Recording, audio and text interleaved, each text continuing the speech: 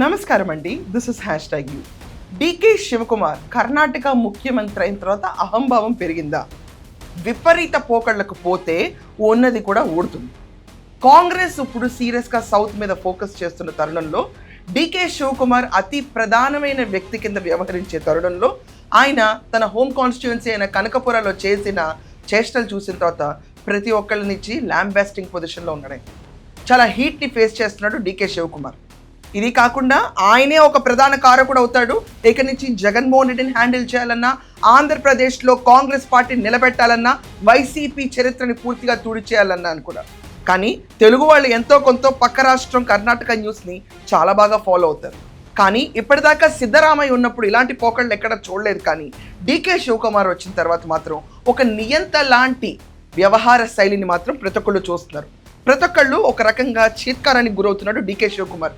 ఎంతైనా కూడా ఒక్కలింగ కమ్యూనిటీకి చెందిన డీకే శివకుమార్ హైలీ ఇన్ఫ్లుయెన్షియల్ కమ్యూనిటీకి చెందిన వ్యక్తి. అదే కాకుండా ఆర్థికంగా చాలా బలవంతుడు. ఎంత బలవంతుడైనా ఓటర్లకి ఎప్పుడు దండం పెడుతూ వాళ్ళ అనుగ్రహం కోరుతూనే ఉండాలి. ఒక నేత అనేవాడు ప్రజలచే ఎన్నుకోబడ్డ నేత. నేను మహారాజుని అని కల్కి సినిమాలో విలన్లా బిహేవ్ చేస్తే చరిత్ర మొత్తం తిరిగి రాయటం ఖాయం. ఒక్కసారి కల్కి సినిమాలో విజువల్ చూడండి, మీకు అర్థమవుతుంది.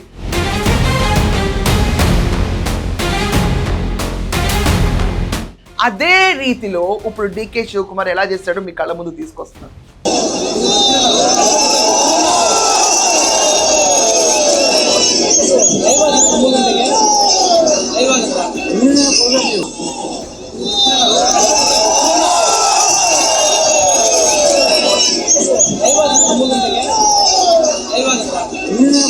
చూస్తున్నారు కదా, ఇది విపరీత పోకడి.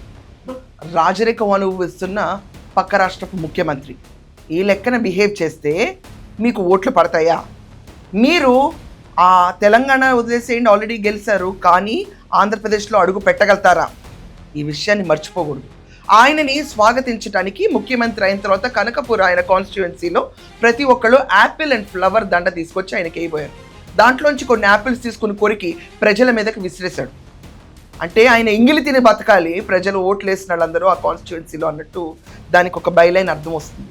ఇంత అహంభావమా? ఒక రాజకీయవేత్త కూర్చుని తను కొరికేసి తినేసిన ఎంగిల్ని తీసుకొచ్చి ప్రజల మీదకి విసిరితే కేవలం నాకు గుర్తొచ్చింది మాత్రం కల్కి సినిమాని. దాంట్లో విలన్ ఎలా బిహేవ్ చేస్తాడో అదే రీతిలో జనాలని ఒక బానిసల్లాగా ట్రీట్ చేసే పోకడిని డీకే శివకుమార్ ఆవిష్కరించాడు. డీకే శివకుమార్ ఈ విపరీత పోకడిని బీజేపీ వాళ్ళు ఖండించారు. కానీ చాలామంది అక్కడ కొంతమంది మాట్లాడుతున్నారు, లేదు అది జస్ట్ ఒక గెస్చర్, ఫ్యాన్స్కి మధ్యలో ఆయనకి మధ్యలో అంత పెద్ద తేడా లేదు, ఆయన ఎంగిలి వాళ్ళు తినడానికి ఇష్టపడతారు. వాళ్ళందరికీ ఒకటే మాట చెప్పాలి, నోరు మూసుకోండి.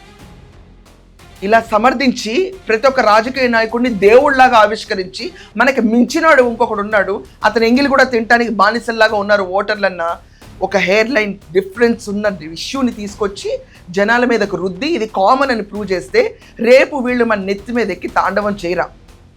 లిమిటేషన్స్ ఉంటాయి ఒక రాజకీయ నాయకుడికి. కాండక్ట్ అనేది ఒకటి ఉండాలి, ఎలా బిహేవ్ చేస్తున్నాం అన్నది ఒకటి ఉండాలి. ప్రజలు మనని చూస్తున్నారు, సౌత్కి నేను లీడ్ అవ్వబోతున్నాను, మోస్ట్ ఇన్ఫ్లుయెన్షియల్ పర్సన్ కింద ఎదగాలి అనుకున్నప్పుడు ఇలాంటి తరుణంలో డీకే శివకుమార్కి లాస్ట్ 2 ఏళ్ళు పదవి కాలం దక్కినప్పుడు దాన్ని సద్వినియోగపరచుకోకుండా కాంగ్రెస్ని బలపరచడం పోయి కాంగ్రెస్ని పలచన చేసే వ్యవహార రీతిలో డీకే శివకుమార్ విసిరేశాడు. దీని ఇంపాక్ట్ ఖచ్చితంగా సౌత్ స్టేట్స్లో పడుతుంది. డీకే శివకుమార్ నెగ్లిజెన్స్కి ఇప్పటిదాకా అపాలజీ అనేది రాలేదు. వాళ్ళని సర్వసాధారణంగా ట్రీట్ చేస్తున్నారు.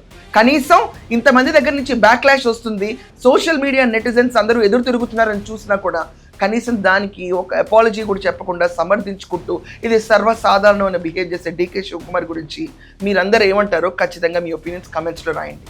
That's all for now. Thank you.